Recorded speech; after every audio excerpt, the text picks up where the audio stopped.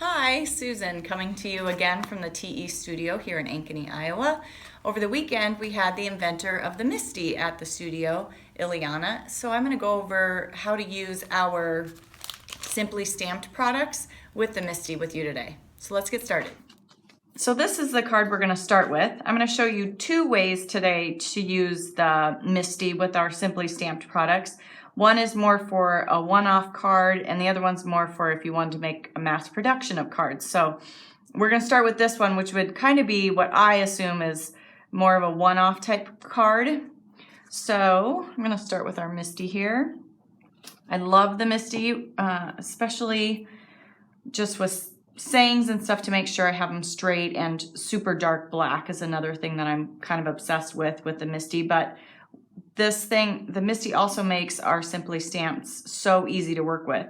The first thing you want to do with the MISTI for Taylor's products is to take out this black foam. We don't need that because Taylor's stamps already come with foam on them. So you want to get rid of that. I always like working with a piece of her grid paper on my MISTI because I don't want any of that ink to get on there and smear it onto a project. So for this one, I'm going to show you how to make these butterflies. I took the bottom layer, or the more solid part of the butterfly, and you can basically put this one wherever you want. You could even stamp it with a clear block because this part really doesn't matter. You just need to get the ink down on the paper. Give it a good press. So that's perfect, but if I wanted to, if I needed, like if I missed a corner or something, I could restamp it because it's just in there and it's in the same spot. I didn't move it. So it's perfect that way. So the next part is the more detailed part of the stamp of the butterfly, and I just put it on here wherever I wanted. But I have this neat little piece of clear plastic. You could either use whatever you have on hand, whether it be your piece to your Stamp-A-Majig or a piece of acetate, whatever it is. Just take something you can kind of see through, and I'm going to butt it up in this corner over here. I'm going to throw one magnet on it. I just want to make sure that it stays put and it doesn't move on me. I'm going to take our plum punch, ink up this more detailed part of the stamp. I'm going to stamp it right on that transparency or whatever see-through type of, product you have. I'm going to take that first one, I'm going to slide it underneath till I get it lined up right where I want it. And I did kind of on purpose cut this piece of sugar cube cardstock so that I have a little bit of a handle or a little bit to wiggle around underneath. And then when I get it where I want it, I'm going to take another magnet, hold that in place, kind of get that on there, and I'm going to take this piece out. Just be careful with that because on that clear see-through products like that, your ink is still wet, so you don't want to rub your hand on it. You'll get it on your project or somewhere that you don't want it. So I'll go back again and ink up my plum punch again and stamp it. And voila, it's absolutely perfect. So I use this more for like a one-off type thing if I was going to make a card and I just needed one of something. So then I would take this, I could take it off, go take our dies that match our Simply Stamped butterflies, took that and I cut it out, and that's how I have a perfectly layered butterfly, and that's what we did for this card here. And I'll be right back and we'll show you one more way to use the MISTI. Okay, the next one I'm going to show you how to make this card, and I'm going to show you a way to make it, like if you wanted to make several of them, even if you wanted to make two, I feel like this technique is worth it. So this is the card that we made as the make and take when Ileana was here. It is with our Simply Stamped cupcake. So what I did is I took these three layers of the cupcake, these three layers of the cupcake, and I'm going to show you how I set them up. First, I like to set them up just in an order of the color so that it gets darker. So I have that main base, which is your totally solid stamp. Then I have the kind of mid-tone that I'm going to pick out, and then this is the darkest color I would use. So I'm just going to position them on here on the MISTI. You could put them wherever you wanted. This just happens, you could put them like that. It doesn't matter as long as you have them lined up that we can put a guide in between. So I'm just going to line them up, close the door just to pick them up, nothing fancy. Again, the black foam mat is out of here because Taylor's already has the foam on the stamps. Then what I'm going to do is go ahead and ink them up. I have my grid mat, or if you use typing paper, whatever you use, down to protect my main surface. I'm going to ink up. This is Cupcake I'm using as the lightest color. I'm using the Milkshake, Strawberry Milkshake, as my mid-tone or medium tone ink. And then the Lollipop is my darkest color, also for my detail part of the stamp. I'm going to go ahead and close that. Okay, so these don't have to be perfect, don't even have to be the right colors, but you want to be able to have them stamped down so you can see exactly where this is going to stamp. And make sure you put magnets down just to make extra sure this doesn't move on you. And this is the one part that I do is kind of an extra step, but I always tell people you could save this template and put it right into the stamp set and hold on to it for next time. But I went ahead and cut like a 2x3 or 2.5 by 3 inch piece of cardstock, took the die, cut it out of the center so that I could have this negative space. And that way I can take this, line it up right where that stamp is so I can center it.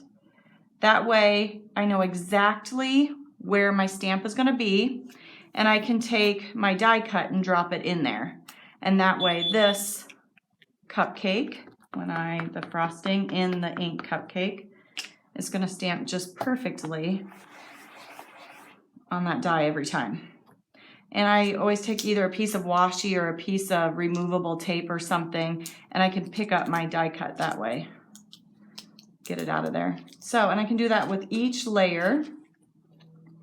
This is my mid-tone layer or my medium layer. Line that up, and I can do it again with the more detailed one.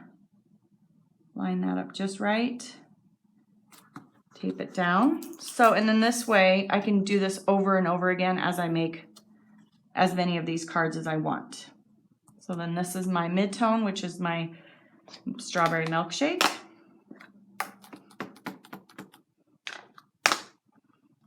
Oh, I have the wrong, that doesn't make sense, does it? Let's take that out.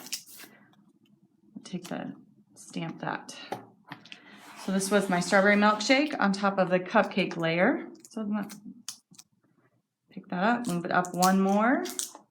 Then this last color I used Lollipop for the detail.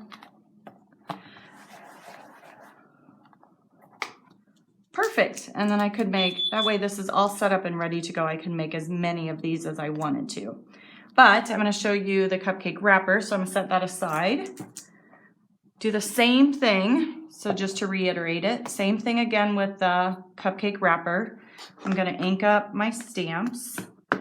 Again, they don't have to be in the color that you're actually stamping your finished product with, but it also does help because it's just a reminder to you to what color goes where too, so that doesn't hurt.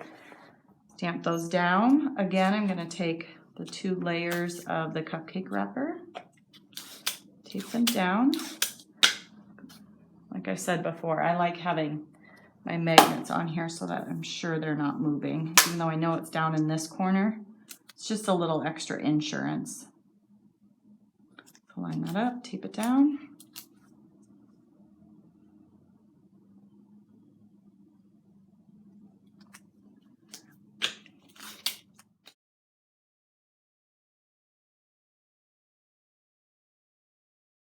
So, tape this part down. This is my bottom layer. I'm going to ink up in sprinkles.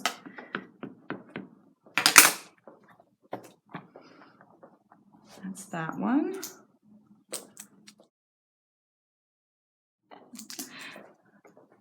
That was sprinkles for the main base. Ink this one up with Cookie Monster.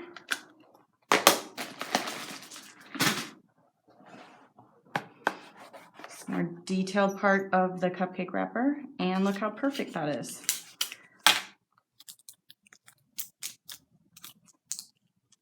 I hold on to my little handles, and that's how I can mass produce the cupcake like this. Also, just to show you, I do the same thing if I know I'm doing a lot of something. You can even go so far as to do it for your sentiment.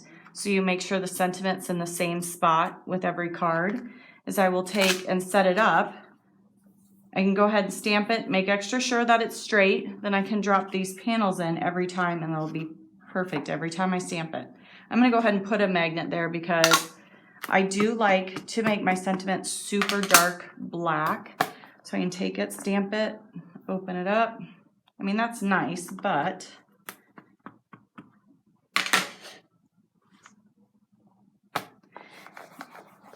ink that up one more time. It's really crisp and black. So that's, you can even do that with your sentiment so that every time when you do it, it's in the same spot, it's straight, you don't have to think about it. So there you go. And that's how we made this card for the release. We also did the graphic birthday embossing folder in the background, and the cupcake is popped up a little bit on top of our stitched oval dies, but that's the card that we made. I hope you're having a wonderful day and that you enjoyed the video.